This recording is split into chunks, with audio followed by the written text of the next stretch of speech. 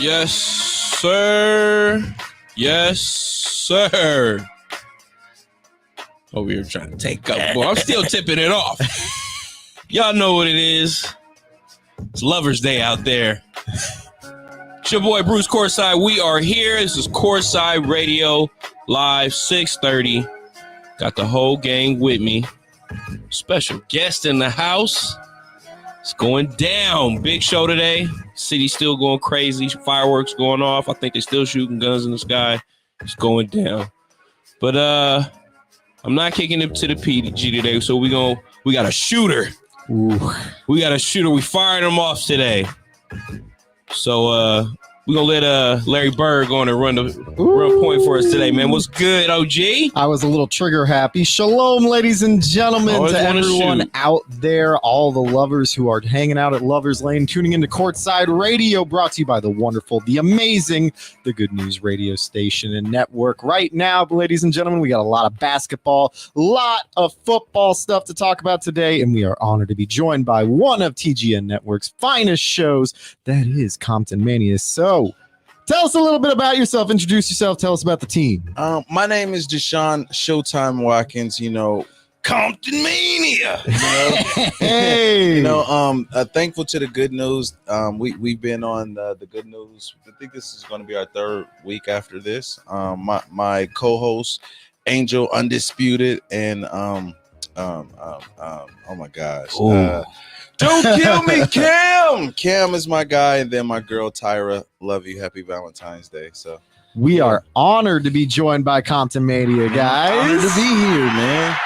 Well, I guess I got to start passing off in addition to the assists. So without further ado, to my right on the ones and twos, Mr. Bruce Courtside. Yes, sir. Yes, sir. You already know what it is. We are live. It is Monday.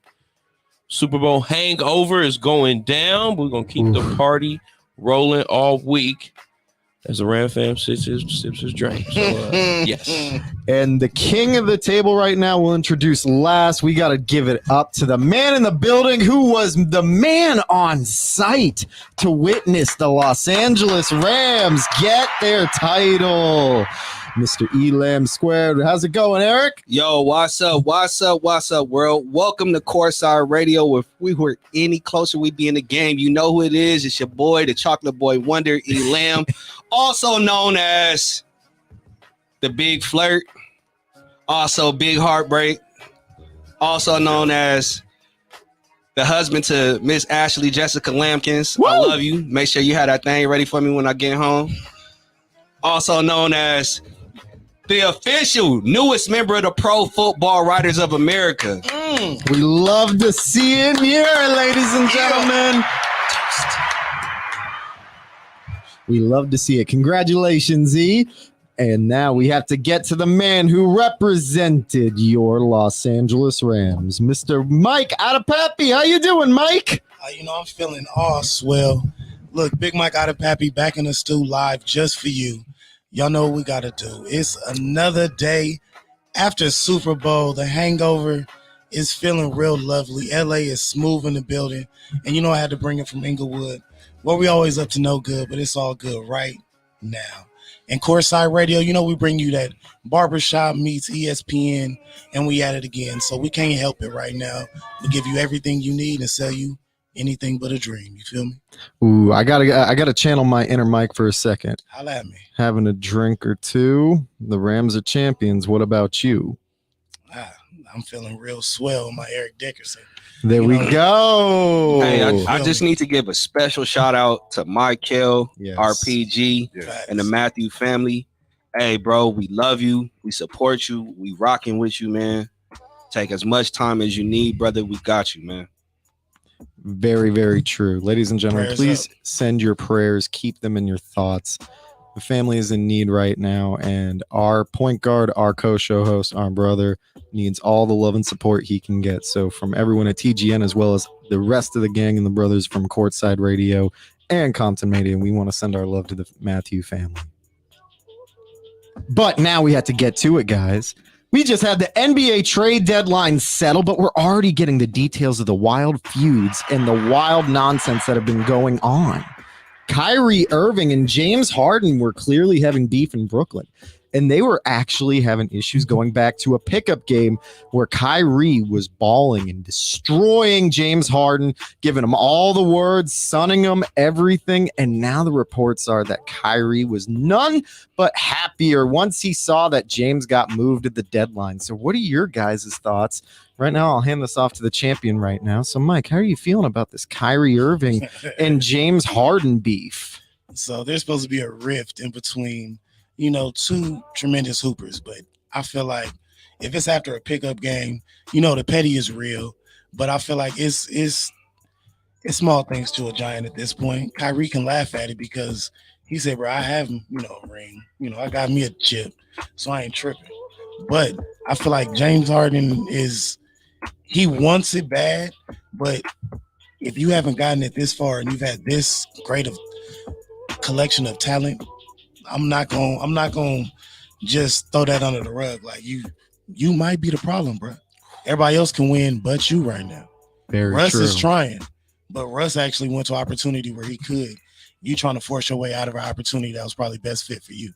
Hey, man, just like some married couples try and do, the word try. But clearly they didn't try too much in this relationship. So, Deshaun, how are you feeling about this beef? What are you thinking about this stew that was cooked up in Brooklyn? First of all, this is my first time hearing about it. And it's really entertaining because anybody that know me know that Kobe is God. And that is not Mamba mentality. You're going to walk off the team because you can't see the man on the court? Come on, Mr. Artesia. I hope that's not, the reason. But on the flip side, I feel like James joining the Sixers, that's probably a better shot. I mean, look at the Nets right now. Very good point. You have Kyrie Irving, who I love, but he's a halftime player. He only can play in certain places where you're not vaccinated. He's not going to be there every day. Kevin Durant injured again.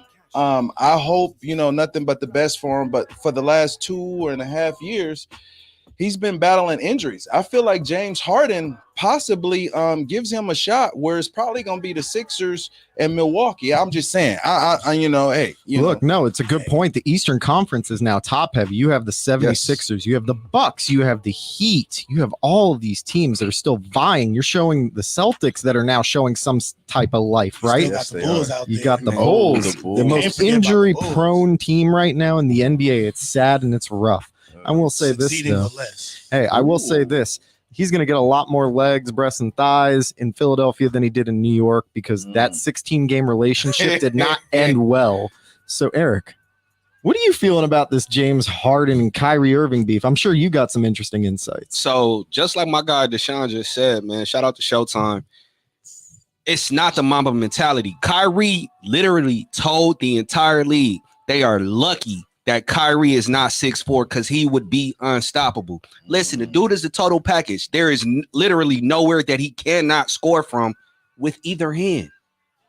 And you're telling me, all of us have hooped. You telling me in a one-on-one battle, you so distraught and dismayed by somebody trash talking to where you want to force your way off the team? Look, I only know one thing that's that soft and it bleeds once a month. All right, James, I'll say this to your face, bro. You got a little Vagisil coming out, you know what I'm saying, behind your ears, bro. Because I'm telling you, there's no reason you were literally in the best position possible to win a ring.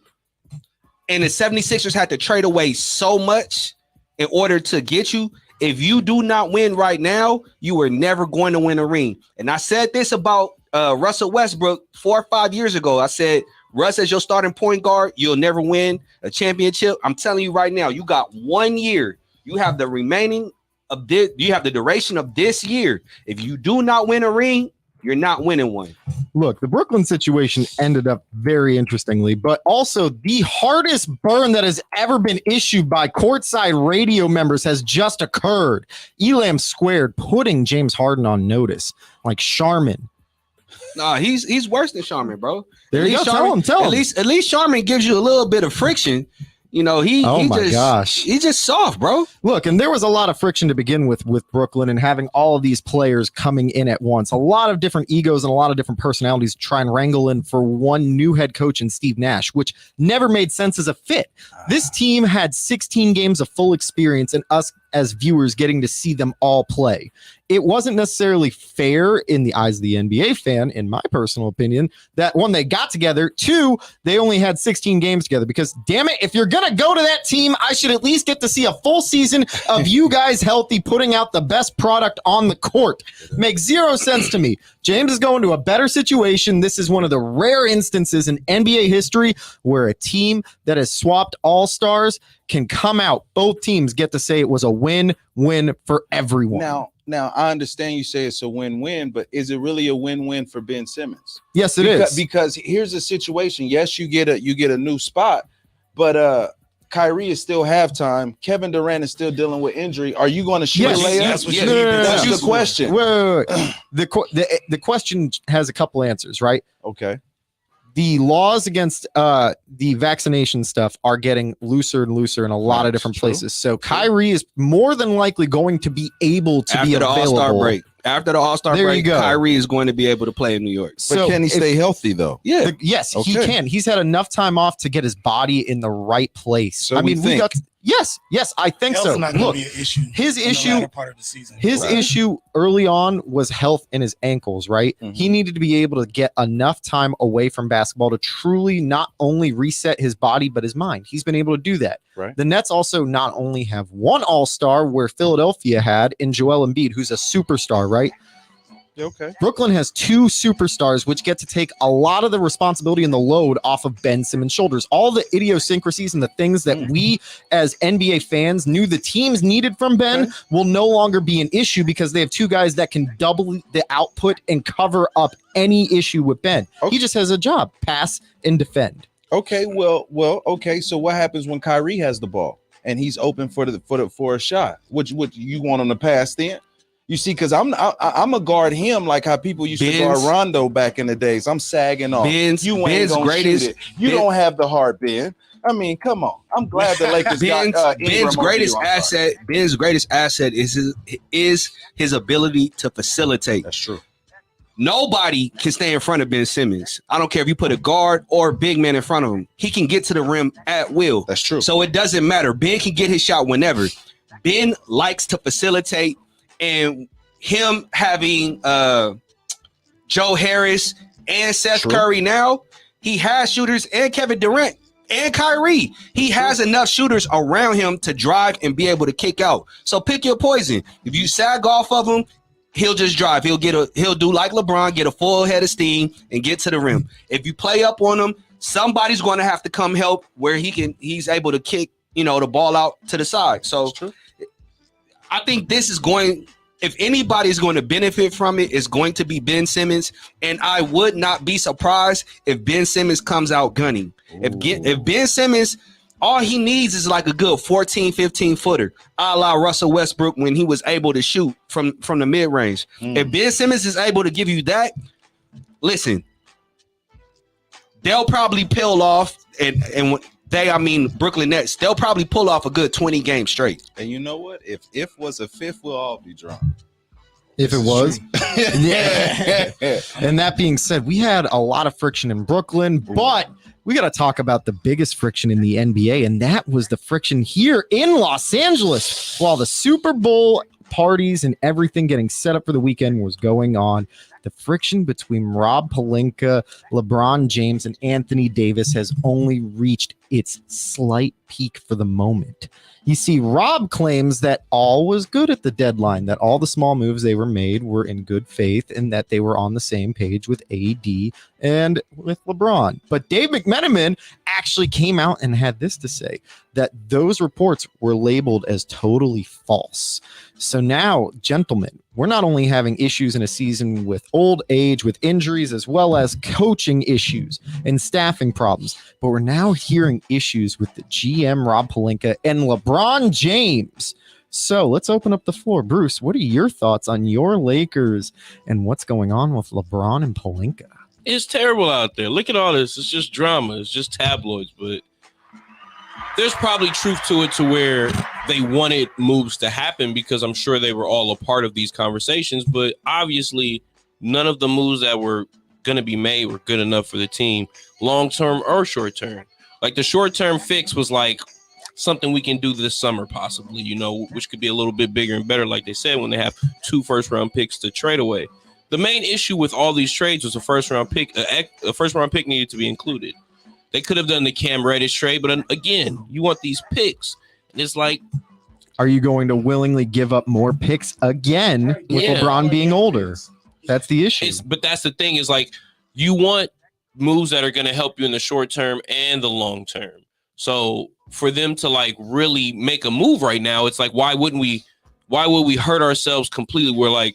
We're getting some player, it doesn't work out. Now we don't have anything to trade away. And then the summer comes and there's nothing you can do. Yeah. We're already over the clock. Nobody wants Russ. And like, honestly, at the end of the day, yes, Russ is playing terrible. Russ is the problem. Obviously, Russ is the problem when you look at how the team is playing, but it's really not. Effort on all ends. As we see AD coming back, we were in this game versus the Warriors, and LeBron missed the free throw. We should have been a little bit closer, but the way AD's playing defensively, he didn't have a good offensive game. We've seen this before. He goes away, he goes missing. It's like everybody keeps saying all these problems, and it's the same problems we've always had. Nobody's making shots when they should be making shots. Yeah. Wide open shots, layups, free throws. It's like you got the best player on the team missing free throws. We're just going to sit here and just say, oh, the team sucks because LeBron can't make free throws. It's like we can pick and choose like how we want to go at this team. Yes, they should have made moves, but what is it going to help? Yeah, there's only we have so to much play you can better do. as a team. That's what they need to be in. We just have to be better. Yeah, there's only so much you can do. I mean, you laughed, Deshaun, as soon as he was talking about Russ. So how are you feeling? I feel a certain type of way. I'm like every Laker fan who feels a certain type of way about Russ sometimes, But let's be honest. This comes down to the culture of the team, because when Kobe was on a team, because that's the standard we holding people to. Yes. Because like we not finna play this game and blame Russ. If you know the team that you got, and if the team didn't make no trades, Anthony Davis, your ass is soft. Like let's be real. To put on the golden armor is more than just another paycheck, especially for me. Compton, Lakers was like my hero. Like it's too much blaming Russ. Y'all need to get it together. Y'all need to figure this out. And Anthony Davis, and LeBron James, it's on y'all. LeBron, you come over here. We finna give you statues and don't you deserve it. You are an all-time great. Not in LA though. Yeah, not in LA. Never in Los Angeles will LeBron James be referred to as a great. Like y'all gotta be willing to die out here on the court. Like, and we not seeing that. That ain't the same culture. I used to see Kobe Bryant at a game. He could be beefing with the whole teammates. Kobe putting up 60 tonight, homie. You feel what I'm saying? So the LA culture with the team is trash. Rob Pelinka getting Russell Westbrook was foolish because that means you didn't do your homework. I would have liked Buddy Hield. I feel like Buddy Hield would have stretched the floor. We could have got DeRozan. He from Compton. What are we talking about right here? I'm sorry. I get passionate about this situation when we talk about the Lakers, but I'm done with that. Yeah. Man, here's to what's going on with the Lakers. But Mike, what are your thoughts right now? I heard you going in about Buddy Hield. First of all, Buddy Hield would have been a great acquisition that we could have definitely got as a shooter that we did need. R.I.P. to Buddy Hield and the Lakers. That don't fix the defense. It does not. It does not. We got too many old people to play defense, and you knew that when you got all those old folks. LAARP. We know. You're welcome for that. I feel you. But it's like if we have a rift in management in GM himself, GM and LeBron, you really can't. Like, what do you see us moving forward as? If you already knew, if Russ was going to be just for LA purposes, he was for monetization, like just to monetize off of. Let's be agreed. Real. Yeah, no, it's great marketing and probably a scapegoat. Because listen, I'm not trying to just go dissing LeBron, but everywhere he go, after a year or two, he ready to get rid of the whole team. Yes, straight up. Like, let's not act like. We had 2 people left on the roster? He gets everyone on the roster and gets everyone that he wants together. The team spends everything they have and he leaves them in the dust. The only team that actually made a way, look, Miami was able to bounce back, but it took a couple of years and also drafting. Cleveland got lucky that when he left the first time, they were able to accrue some stuff. And when he left the second time, they were able to accrue more. Right. The Lakers literally just have a problem with people being rebellious. And it's like, we get that, but LeBron has done nothing but try. Look, he brought us a ring. We appreciate it. Yeah, we do. But it's like, you try to put too much on this man's hands. And it's like, you have to do your job at some point. Pelinka, we understand you are who you are. You do your thing, you in LA. And we got to make moves better. We have to move cohesively and at least be a unit. Yes. Lakers are known, like historically, LA, I feel like now that the Rams have just won, not to throw that in there, but LA has to be one of the most winningest cities in the nation. We can't. Boston is up there too. No, that's what I'm saying. I was like Boston definitely too. Well, I mean, winning titles, around outside the state of Los Angeles doesn't really count. But can I say one more thing? I'm sorry. Oh, go ahead. LeBron never been able to be really good at free throws, so we can't blame him on the free throws. 70-something%. You got to get the right people in there to shoot the free throws. But go ahead. I'm sorry. No, you good. But I was like, the Lakers will be fine. We brought in a lot of Hall of Fame talent, just names, so we can put butts in the seats. We're trying to monetize off this season. If we win, cool. If not, we're going to build off of it and go ahead and transcend next year. Make it make sense. You feel me? Yeah, that's what the Lakers are aiming to do. E, how are you feeling about this? So I think, everybody, for the most part, said exactly what I wanted to say. LeBron coming to LA, you can tell the moves that he wants to make right now are not with the Lakers' best interest in mind. It's for him and him alone. There's no way possible that you think a John Wall trade for Russell Westbrook in the first rounder is going to help you win a title this year. Not even close. Nope. It's like the same player. None almost. of the trades that were proposed were going to help the Lakers win now. So if they're not going to, if they're not going to help you win now, then why are you giving away assets that you really don't have to give away, that you can't, you won't be able to build in the future, your long-term team? I have said this then, and I'll continue to say it now. I did not want LeBron James on this team for this exact reason. I didn't either. I knew exactly what would happen. We would trade away all of our youth. What would happen is we'd probably get one ring, but after he was done, we'd be right back in the dark ages. Listen, you can hit me up via Twitter, Elam Squared. You can hit me up on Instagram, IG at Elam5 Squared.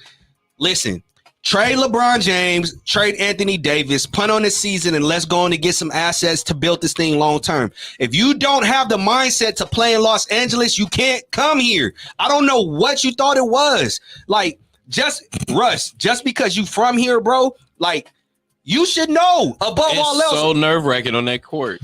Every player the Lakers pick up, just their worst season. Well, and I don't. It's the pressure. It's the pressure. It's the Malik is the only person I think that got the situation. He loves it. It's the situation. You got to remember that this is the situation that LeBron James teams usually come with, right? They're used to end up. They're usually built around trading all the young talent and pieces and accruing all of the elder veterans. Rob Pelinka is doing exactly what he needs to do as a GM. He's thinking about the long-term health and future of the franchise. If AD and Bron don't like it, cool. Guess what, Bron? You don't have to come back after your contract is up. AD will be glad to trade you. You'll be 28, 29. You're still in your prime. We can get a ton for you, and we'll let some other team worry about your long-term health. But listen, Rob Pelinka, keep doing what you're doing, man. I see the vision. Yeah. The Lakers right now, as they stand, I said to everyone before LeBron showed up, that this is what would occur. The team would end up struggling. They would end up trading all their young assets, and they would accrue enough talent to pull off possibly one ring, possibly two, but ultimately putting the team in a greater black hole than they originally began with. I mean, Laker fans remember the days of the Josh Huertes, the Robert Sacres, the Chris Kamens, right? But you know what? I would actually prefer that over this 100%, because I know that even though we were trash, they was at least going to give me effort. I can deal with poor talent with extreme effort than extreme talent and piss poor effort. Like what the product that I'm seeing on the court now, it's to the point where I do not want to watch the Lakers play at all. Like I will rather go watch March of the Penguins with my son Trey than watch the Lakers play the Warriors. Look, as a Celtics fan, I sympathize with that statement more than everyone on this panel. Can I ask you, as a Celtic fan, would you trade Jaylen Brown for Anthony Davis? No. Damn. No, you'd have better luck catching a pig. You'd have better luck catching a pig fly out of my rabbi's butt, and that should tell you a lot because Jewish people don't eat pigs. Ladies and gentlemen, you listen to Courtside Radio. This is your boy Elam. Trade him for Tobias Harris. Ladies and gentlemen, you listen to Courtside Radio. This is your boy Elam. I'm here with my guys in the studio. Showtime, going to introduce yourself. I am Deshaun Showtime Watkins, creator of Compton Mania, and I'm here, of course, with Mr. Inglewood himself, Big Mike. Yes, sir. Yes, sir. You already know. Back in the building, baby. Live just for you.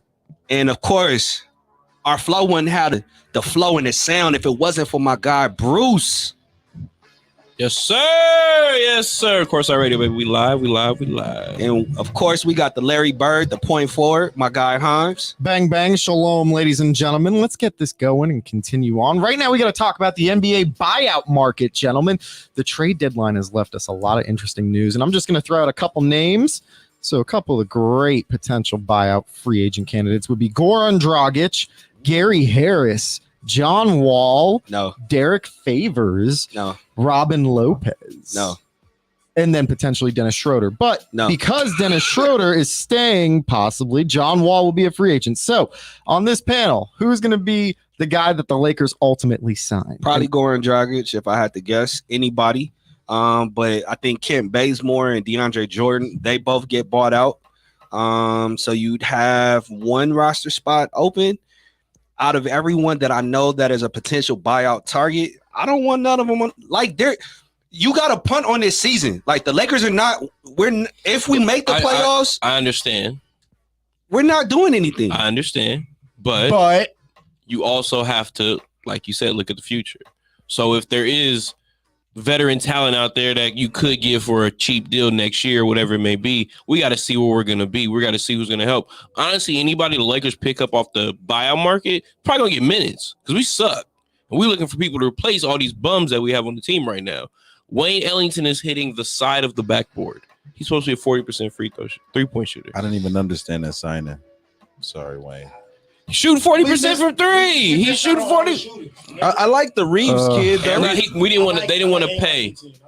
They just didn't want to pay. People was getting $8-10 million, and it was just like we don't have that money because we traded for Russ. You went for the home run with Russ. You said punt. It is what it is. Hope we can get the best out of this team. But I think you do want to bring in a player because when it's such a drop off when you like take these guys all out.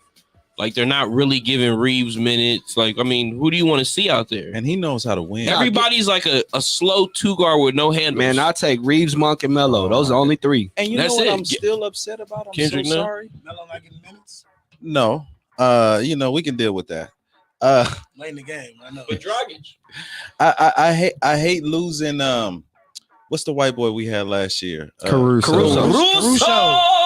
Oh, my God, that hurt it. Well, the sad news is you guys let him go. You let him go to the Chicago Bulls, Lakers East. But the buyout candidates, guys, come on. These are great names overall. They're for not a lot of good names. Dragic is the best option that you can see. Yeah. I just want to say one more thing. The buyout candidates, like, yes, there's plenty. They're all nice and they could help teams, but most teams in the hunt right now don't need a player and they're not going to get any minutes. So that's why we talk about the Lakers being the option, because it's the only team that someone like of that caliber that they're talking about can come in to help. Now there may be like some veteran teams on the bubble, like maybe the Hawks need a little bit because they're struggling. Like they're like just so low in the standings, but they're playing well now. Even your Celtics might be in the running for something, especially with the run they're on right now. They a little backup guard. Yeah. If there's one player that I think will become available, John Wall. Nah, Tristan Thompson. Yes. What? And he will get bought he's out. poo cheese to me. Like, I need you guys to understand. I do not like this buyout market. Like, It's terrible. It's terrible. Dragic is a highlight. Yeah, Dragic and Tristan Thompson. would've thought Dragic is a highlight again because Schroeder was the highlight. And John Wall hasn't played. He hasn't hooped in 3 years. You know what the news was today? What? Tyreek Evans coming back from Tyreek Evans has the most stoned man on the planet. He's been out 2 years. Hey, what you got against stoned players? You saw the photos. It wasn't weed. It wasn't the weed. I would not want my basketball player to be He was tooting powder. Well, we're talking about Tyreek returning, but also, guys, the Clippers might have 2 of their major stars making a comeback. Kawhi and PG are talking about making a return for the postseason run. I know this is a Lakers and Celtic panel, but it's a how are you feeling? Highly educated sports. Retract that statement. Highly educated sports pundits here to deliver our takes about what the Clippers will be doing if the PG and Kawhi returns. So, Eric, how are you feeling about it? If they get them 2 boys back, it's gonna be a problem. Like I'd have to go in and include them as a potential contender coming out the West. They've been able to maintain and keep afloat with a whole bunch of like duct tape and bubble gum and some cardboard box. You give them, I almost said Kawhi. You get, we'll call him Kawhi. Yeah. You give him Paul and Kawhi back. Poochies, is that what you were thinking of? You give him Kawhi and PG back. It like defensively, they become an even more robust team, and then offensively, you have Paul who's able to create. You got Reggie Jackson who's able to create, and then you have Kawhi who can just get anywhere, wherever he wants to, in the most efficient way, and you're not stopping that dude. So I like that. The issue with the Clippers really starts to show come playoff time. I don't like a lot of the minutes that some of these ancillary pieces have gotten throughout the season, but they've had to in order to keep the Clippers afloat. And I just kind of feel like somebody like a key cog, Morris, Reggie, Kennard, they're going to go down come playoff time. And if that happens, then I don't like the Clippers coming out. But the moves that they made, like the little trades that they made here and there, they've been very adept. And shout out to the logo. Like I think I understand, his strategy in terms of like trying to get players, but I'm not gonna lie and say I fully understand, but I think I might. Look, Jerry West has done a great job setting up flexibility-wise, right? In terms of having viable assets on either good contracts, having good overall veterans who might be a little bit pricier, but who show out in their system, as well as having a lot of picks, right? The Clippers have done a really good job as to where they stand, but I know that Mike isn't going to necessarily feel that way just because it's the Clippers. So, Mike. I'm not biased. This is actually a great opportunity for them to get better, repetitiously right now. Like they gonna put in the work right now. Like I see it. Like it'll be a quick turnaround, but Kawhi's gonna have to get acclimated back to game speed. PG will be just fine, but if you let PG become the natural scorer and hooper that he is for them, and not put so much on Kawhi because he's the face of what they want as the franchise to be, it's like it'll be a lot better. Just let the players hoop. And it's like you guys have pieces over there. Jackson over there he's winning y'all games right now. Late in the game, he's the go-to player. So it's like you guys have pieces that fit very well for y'all, and your bench is deep. So you get 2 of your star players that you've missed why for the whole season, and PG due to injuries, you've had him in and out. Hit or miss. You're gonna get PG. But now that they both are talking about coming back, that'll be a great comeback story for them too. And going into the playoffs, you need this. You need your team to get better. You need the cohesion and the chemistry to be working, and you need the best players on the court. Put your best product on the court, best talent you have the best opportunity to win. This is the Clippers narrative. Ooh. Yes. Word Continue. There you go. The Clippers narrative to continuously do this. I look for ancillary pieces. I swear to God, I love it. And with the Clippers, y'all, you guys failed to mention Zubats. Big Zoo. Yeah, you guys failed to miss And T-Man. That's who I was going to mention. I was going to say Norman Powell, but he's down. But they do have Robert Covington, which I want people to remember. Covington was like a great third piece all 2 years ago. This was a guy that was one of the most Covington not dudes. just 2 years. Robert Covington has been a key piece with every team he's been on. Oh, of course. That's true. But specifically with that Rockets team as the center, that's when he really proved, not only to me, but to a lot more people than he had already proven to. The people that had actually watched basketball and knew this guy was a legit dude. Yeah, and you know, one thing with the Clippers too, like I feel like even though I mean I'm a Laker fan, but you know one thing yeah, one thing about the Clippers, let's be honest, to me the best team in the West is the Golden State Warriors, bar none. Ain't nobody beating them. But if anybody have a chance, please, if anybody has a chance, I don't believe in Devin Booker like that. He don't want it with Clay. But anyway, that's a different situation. But I'm gonna call him Clay. So when you look at the Clippers, they can match up with the Warriors. They can very well match up with the Warriors. Are we talking about the same Clippers in this universe? Not like the Doctor Strange multiverse. Not the Doctor Strange multiverse, right? Hey, the Rams won it. Clippers, you next, or you gonna get X'd out like the Chargers. So a broken clock is right. We don't even acknowledge it. We barely acknowledge the JV team. I want to say this. The Clippers were playing like they started the season, and I think they almost wanted to punt because they knew Kawhi wasn't coming back. PG obviously wasn't going to last throughout the season. He ended up with an injury that got hurt. They started playing all right, and like they were getting a couple wins. They went on a couple streaks here and there, and they're realizing we can kind of hang in this. So I think before the trade deadline, Jerry was like, you know what? Let me at least put a better team together for them to come back to if they do, depending on where we finish. Because, yes, where did they go last year? Was it Western Conference Finals? Yep. They finally made it. They did make it. Did you see Bruce's face? They finally made it. They made it. Smiling. They should have hung a banner up. Yeah, they did. It's literally the only place they're going. But you like your chances of like seeing if a team can play out the season, seeing like what your options look like later in the playoffs, and if PG who can come back and Kawhi who ACL injury nowadays, he can come back in May.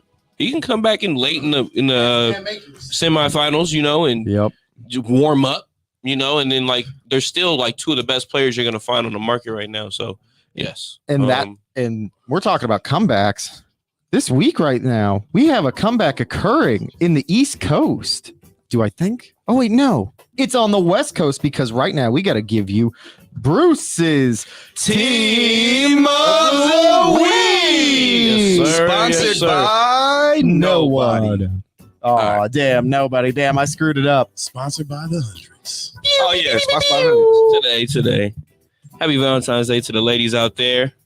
You're so beautiful. If he didn't do nothing for you, I would have done it, but probably not. You got to get yourself a new man, Bruce Courtside. I'm lying. Anyway,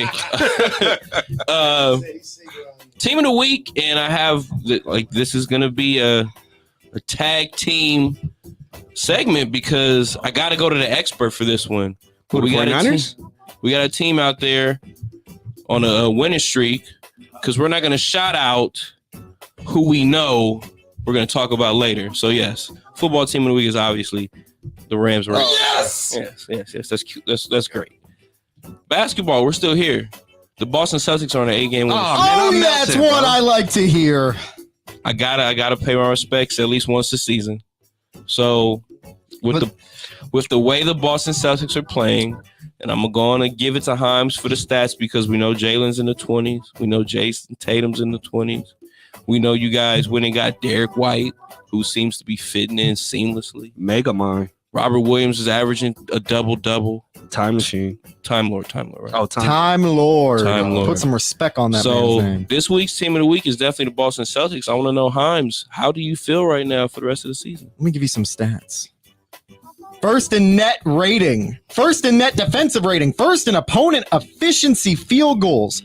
13-6. Tatum averaging 26-8-5. Brown averaging 25-7-4. My Boston Celtics are putting up the best numbers since Christmas. Those numbers are definitely inflated, but oh my God! You know what?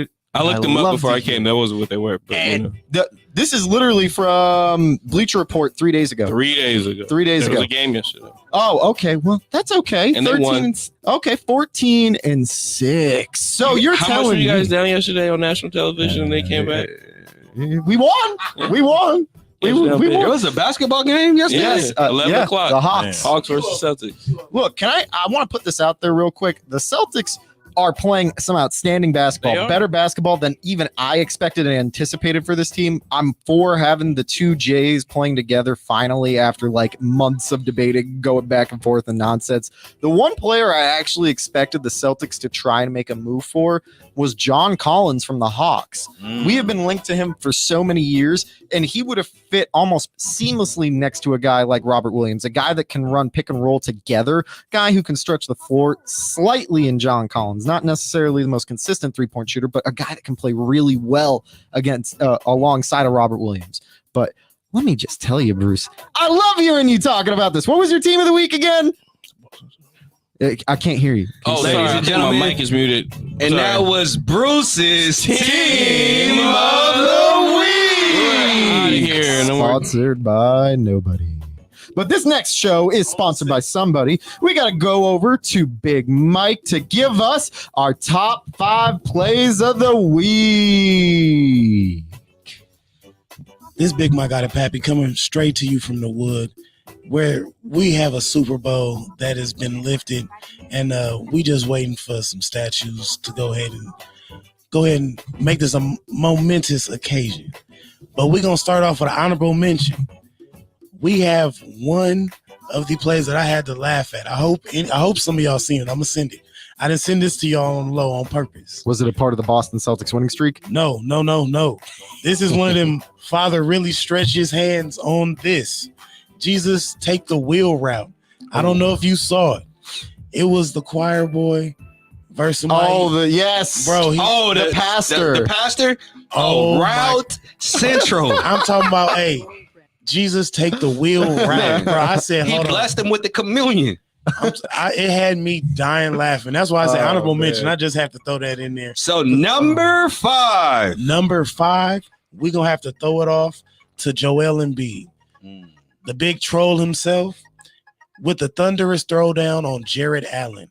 I'm talking about something vicious, most definitely something vicious, something nasty, and something very disrespectful. All disrespect intended.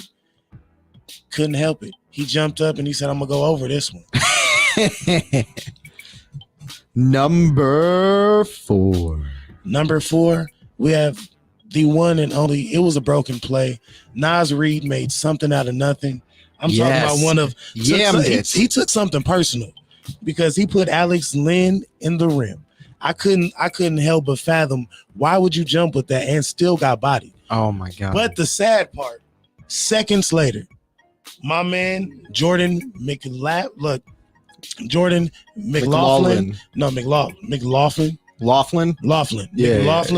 I couldn't help it. Hey, he stole the inbound and banged on him also. Seconds later, I said, I don't know why y'all got something against this man. He ain't do nothing to y'all, but he must have said something on the low, and you see how that go. Alex lent a shoulder. Number 3. Number 3, we're going to kick it off to the young kid himself. Jalen Green had the dunk versus the Raptors. I'm talking about Jalen with the triple threat work, went 2 dribbles, split the defense, and I'm talking about looking all AT&T slam dunk ready. I'm talking about competition might be something in the bag. Got me feeling Vince Carter vibes. That's all he do is take off. No pun intended because he's a Rocket. Not at all. No pun intended. And number 2. Number 2, we're gonna keep it in the city. Some call it the Biddy, and we got the one and only Matt Stafford. He had to go ahead and make a no-look pass on the game-winning drive to the one and only MVP himself, Cooper Kupp.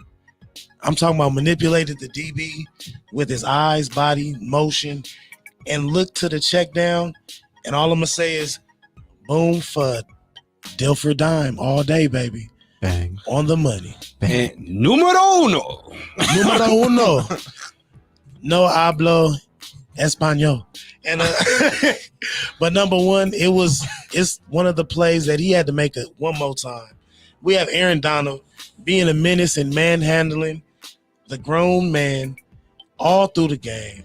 And I'm talking about, like, why would you give him back-to-back plays, single block coverage? I wouldn't see this any other time. And all I'm going to say is a game on the line, and AD showed up and showed out, and all that is game or go home, and you see where we at.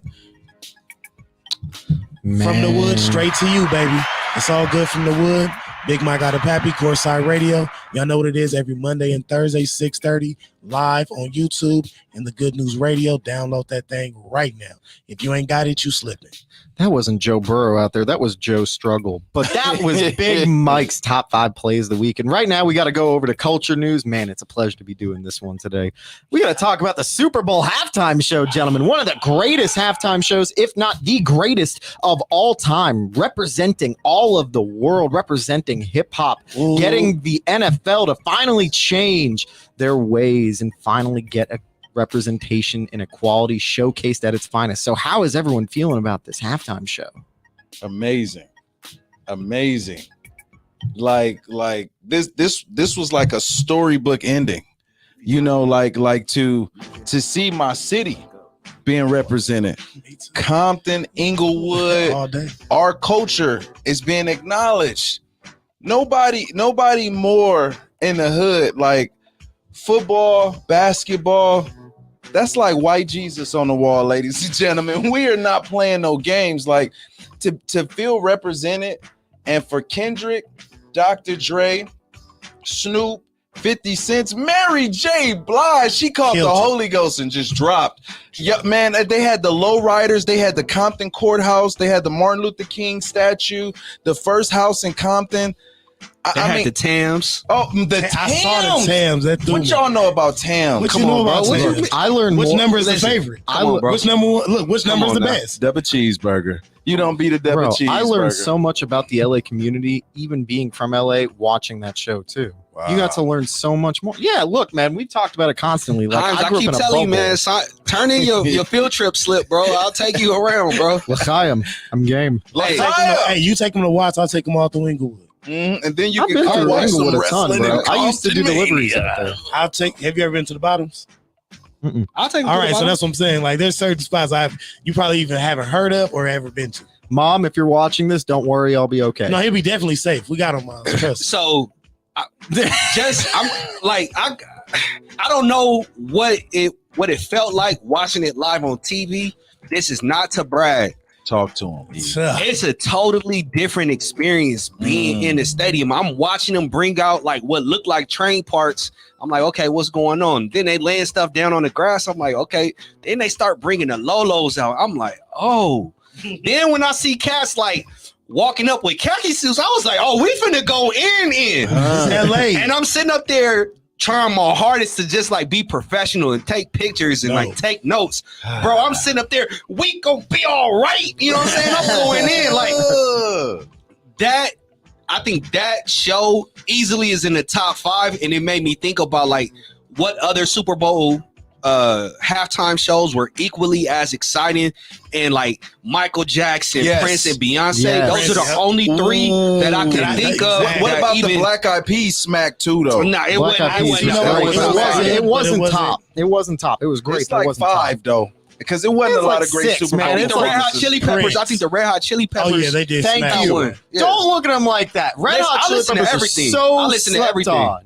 I mean, I love the I'm Red saying Hot Chili. performance I don't know wise. about they perform. I got to go look at it. Red Hot Chili Peppers. Would you- Give me a second. I got to go Look, relook at it. anything that isn't Maroon 5, and that's no diss to Maroon 5. I'll listen to Maroon 5 on my own, but not as a show. Even Bruno had a dope show. Bruno Yeah, I Mars, say Bruno but it killed it. wasn't That like was Michael with me. Jackson. See, It wasn't that's- like this. Look, I mean, it's only 2 shows that I think could either be 1A or 1B. If you said Prince, I can't get mad at you. And Michael if you said Jackson. I Michael can't Jackson. get mad Michael at you. Jackson. That's We like all in Michael's agreement number at one. that. Yeah. Yeah. And then Beyonce, like Yeah, Beyonce when she Beyonce killed brought it. Destiny's Child out, Yes. like Hey, but let me tell you, Hi, Kelly. Top three. An honorable This was mention. a top three, at least. This is Janet Jackson booby slip. That was an honorable yeah, mention. yeah, Yeah, that's probably one of the most impactful ones. Like we talked about It's this the on most our iconic. show. We talked It's the about most this on iconic. our We ain't gonna show lie. because like I saw that as a little kid, right? Like saw it live. How So did it then, feel to see them? Nah. man, wonderful. But I didn't realize what was going on, and it was for a quick second, right?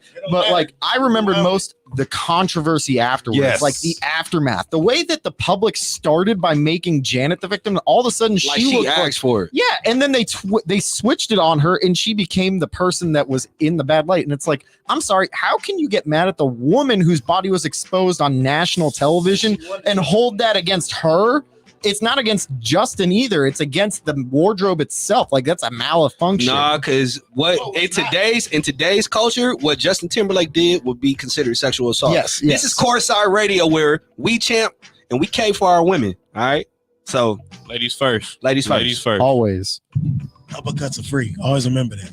Uppercuts are free. Always. Sensei Himes approves. Always And that serving being them knuckle said- sandwiches for you lames. Yeah, but the knuckle sandwiches were Wait, served this y'all didn't Sunday. y'all didn't talk about how my boy 50 was hanging upside Oh, down don't from do Looking it. Like Count 50. Blackula. And then they, Oh my god, I they was did so the- confused. They did the bizarre beam. I was like, 50, but 50 signed up knowing that was gonna be. Yeah. Like, go ahead, talk about me. I thought it was upside got down. weirdo Power at on that age. Sundays. I thought he was right side up, and they were using a mirror to Yeah. like show the people upside down. Somehow. I saw was the like, wait a blood second, wait rushing a straight to second. his vein in his head. Yeah, you're like, wait, what? Why is his head getting bigger? I was like, is that Count Fatula right there? Oh, Hey, 50 He still went from 50 probably cent being to there. a He just, dollar. that You was like did 20 your years thing. ago. Man, he Like, went from 50 exactly. cent That was to a literally dollar. like 17 years ago. He We was saw looking a like dollar that. I performing can't live. pull myself up there. And do that. Listen, 20, Arizona, y'all got big problems trying to top that. So, hey, shout out because my They not goal gonna top it. is to That's gonna be ensure trash Courtside next is year. in the building next year. Like, if you have the means and the money to go to a Super Bowl, ladies and gentlemen, put that on your bucket list and just go because the vibe is so. Listen, I can only imagine what the Olympics is like. I can only imagine. The Super Bowl, hands down, is the greatest sports experience that I have ever had in my life. Ever. Well, Ever. then you got to Tag tell that, us nigga. about the reactions. Then you got to tell us about the actual Super Bowl itself, man. We got to talk about it. Watching how the the Rams. Yeah. I saw you watching the Rams. How did that feel? No. The champ goes. The champ the goes champ last. goes I goes last. I mean, we got two champs on the. He go right before me. Man, he's wearing the Rams jersey. But he's dead. Well, I've been a I'ma Rams fan since '99. I'm gonna tell you like this. 89. All right, all right, I was fine. born in '89. So I said I know I initially went with the Rams, but I ended up changing and went with the Bengals. And I heard I said exactly what the Bengals needed to do. In the first half, they were doing that. They were going, quick. They were ensuring they were getting the ball out of Joe Burrow's hands. I think tremendously fast. it was like 1.9 seconds from snap to throw. Mhm. That's the amount of time. Aaron Donald couldn't get there, and they were able to move the ball. Now, granted, who was it, Boyd or Tyler Boyd, or was it T. Higgins? T. Higgins pulled Jalen Ramsey by the face mask and slung him to the ground, caught it, and hey, I got dope pictures. So hey, shout out. That didn't happen. 75-yard touchdown that should not have been. But go ahead. Didn't happen. But the Rams do not win that game if it's not for two people. Shout out to 99 because you cemented yourself already as a Hall of Famer. And I'm glad to say that I saw you win your ring. Yes. Now, Cooper Kupp is going to be so influential and transformative White rice. for what happens with white wide receivers in the NFL. Cooper Kupp is a technician. Yes. For any young wide receiver out there, whether you fast or slow, watch Cooper Kupp and how he attacks leverage. For me, the game was won on that 4th and 1 play where they ran a jet sweep motion, gave it to Cooper Kupp. And I thought the end, I forget the end's name. I thought he was going to cut him off. He stopped, cut back, and cut upfield. I said, yo, that's it. I was like, yeah. It may go ahead. I just wanted to say my boy was like, we were just like, man, get a ball to Cooper Kupp, get a ball to Cooper Kupp. And so 3 plays in a row, they was like Kupp. And when they ran that jet sweep and he gave the dude the it, and I was just like, wow. What was the yip? It was like 3 or 4 yards extra that he got because of that, maybe even more. And it was just like, yeah. He got the first down because of it. That's it. Like, ain't That's really what it nothing was. else. Ain't really nothing else. He ain't got 4 yards. Like, Cooper Kupp is that guy. I've been telling y'all for years, just saying. You know, that game was an example of a team that really wanted it, because when Odell went down, I had to keep coloring because I was about to lose it. You know, we could not lose to the Bengals, you know, like even though that they're amazing, but just the thought of losing to the Bengals at home. Oh my After God. that halftime show, Man, after the halftime, Yeah, you're really gonna blow a game after that. And oh man, I got to give a credit to our coach McVay. I love the way how he brought the culture, we not me. And even though we had a lot of superstars, yeah, we paid for a championship and we cashed it in. Now we were able to have everybody on one accord to get the one goal. And I can tell you right now, like I'm super happy right now. I oh my God. The happiest men in the room right now. Well, Yes. I'll get this out of the way quick. Look, as E astutely pointed out, it really was that 4th down possession that gave the Rams and solidified that victory. As much as I had thought, as soon as the Rams score, I thought that Cincinnati, for some reason in my mind, I had thought that Cincinnati was going to try and rush the crap out of the Rams and just say at 138 or so, all right, let's let them score. Let's just get this out of the way because they're going to give Joe enough time to try and go downfield, maybe even tie it with a field goal, right? But that's not how it played out. Congratulations to the Rams. Mike, how are you feeling about your title? I feel stupendous right now. You future right now? But Sensational. yeah, I feel sensational. magnificent. But it showed us a team that played through adversity. And it's like you saw the trials and tribulations through the first 3 quarters. We took an early lead and then became stagnant. And a team that usually shows up in the 4th quarter, all on both sides, we become clutch.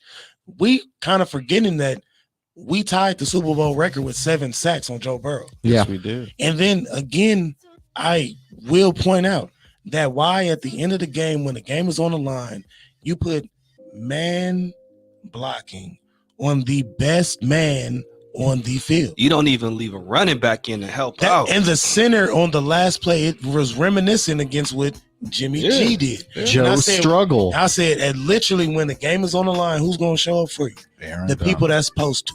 Aaron Donald, Jalen Ramsey tried, but Aaron Donald, Von Miller showed up, showed out, and Cooper Kupp, when he got the opportunities and the targets, you saw what he was, productive.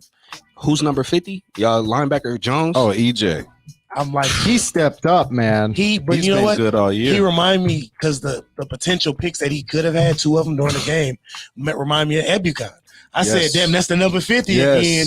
I was like, it's reminiscent of what Ebukon used to do on coverage. And I was like, damn, that was, we needed that. Yes. But we pretty much almost gave it away. But through adversity, we just walk by faith. Do what you're supposed to do. Believe in the man next to you. And we got this. And you saw how the outcome was. It was a Super Bowl at SoFi, like I've been saying, in Inglewood.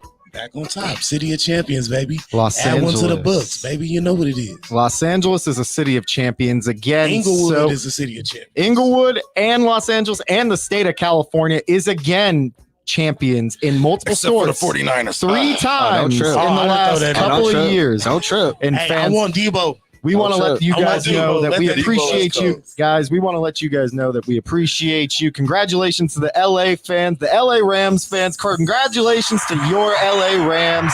And as usual, the best prize of all means that you get to like, follow, and subscribe. Check us out on social media. We are at Courtside Radio. That is at Ida Pepe. That is Bruce Courtside. I am at Himes LA. He is at Elam Squared.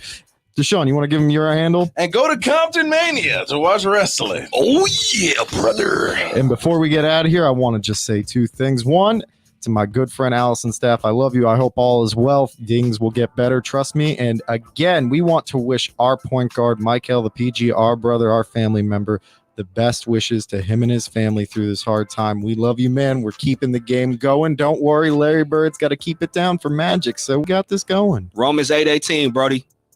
We love you, man. Ladies and gentlemen, to everyone on YouTube, to everyone who is tuning in live right now, we appreciate you. We will catch you next week.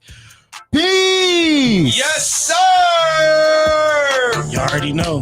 Your goals, don't give a damn about your excuses. Make it happen. Bang. Bang. Cheers.